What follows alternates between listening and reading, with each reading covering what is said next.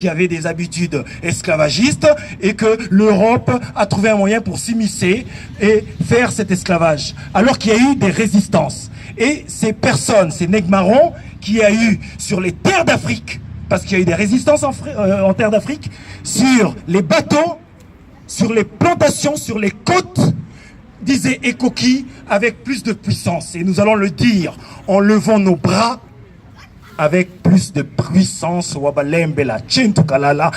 Ekoki! Ekoki! Ekoki! Ekoki! Ekoki! Comme le disait un frère tout à l'heure, il ne s'agit pas d'attaquer quelconque religion, quelconque croyance. Nous ne sommes pas là pour ça. Chacun est libre dans sa confession.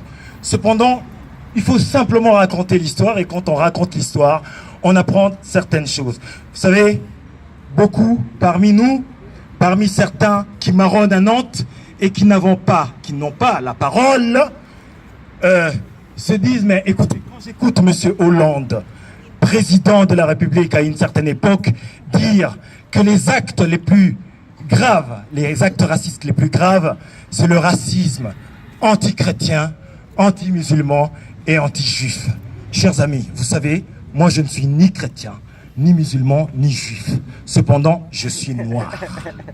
Et nous nous réunissons aujourd'hui pour dire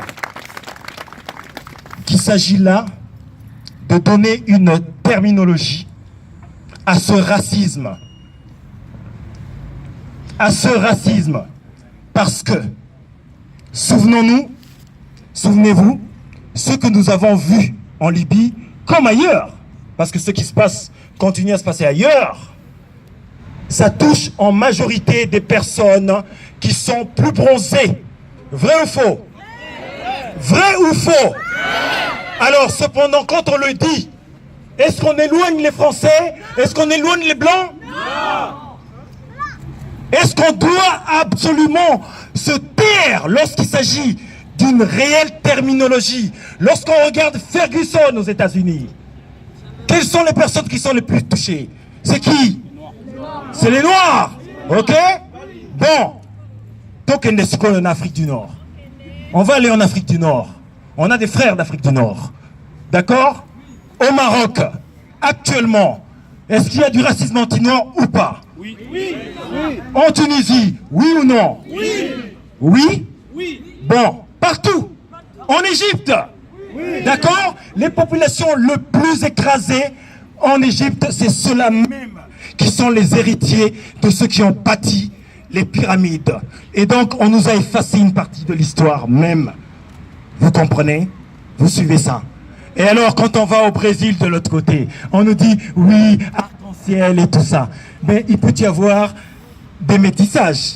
Mais lorsque le métissage ne se fait pas par amour, lorsqu'il s'agit d'un plan d'extermination pour blanchir une population, là, ce n'est pas de l'amour. Et donc, qu'est-ce qu'on a? On a des personnes qui se disent, mais en fait, pour atteindre un certain niveau, il faut être plus clair de peau.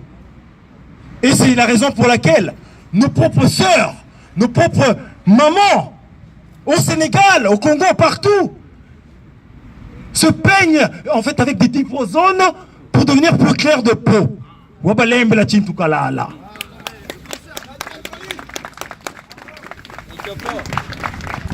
Et désormais, vous savez, nous pouvons dénoncer un certain nombre d'actes. Nous sommes nombreux à pouvoir dénoncer, à dire il s'est passé ça, il s'est passé ça. Mais on peut le dénoncer. Mais tant qu'il n'y a pas justice, les actes vont continuer à se répéter. Parce que dans aucune situation, nous pouvons imaginer qu'un seul enfant au monde ne naisse raciste, qu'il soit chinois, qu'il soit tunisien, qu'il soit de n'importe quelle origine, tout. Personne. Cependant, lorsqu'un racisme se reproduit, c'est parce qu'il est dans un certain logiciel. Et nous l'apprenons à l'école. Nous le transmettons à nos enfants. Ces enfants qui considèrent que le noir, qui avait été perçu comme un sauvage avec la codification de l'esclavage, que le noir qui était perçu ainsi est un être inférieurs. Et c'est ainsi que lorsqu'on ne pose pas des problèmes de la justice, qu'est-ce qu'on voit aux Antilles? Les béquets sont les personnes qui, parce que après l'abolition de l'esclavage, on a indemnisé les maîtres, et ce sont les maîtres, eux, qui détenaient les terres, et ce sont leurs héritiers qui détiennent encore les terres, et génération après génération, ce sont toujours les mêmes qui auront ces terres-là. Donc tant qu'il n'y aura pas réparation, tant qu'il n'y aura pas justice, ces bêtises vont continuer. Voilà, c'était une petite introduction, et puis on aura la suite après. Merci, monsieur Lema, Peter. Bon, bah, je pense qu'à Nantes, tout le monde le connaît. Hein. Voilà. C'est... Pardon. Il a pu donner son ressenti, son sentiment, son point de vue. D'accord. Encore une fois, le but de la journée, tout en restant dans la non-stigmatisation.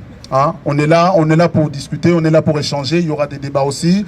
Mais l'idée, c'est encore une fois, n'hésitez pas, si vous voulez intervenir, donnez votre nom là-bas, sur le stand qui est là-bas, là, couleur blanc, de manière à ce que chacun à son tour puisse intervenir. D'accord? Donc n'hésitez pas là-dessus.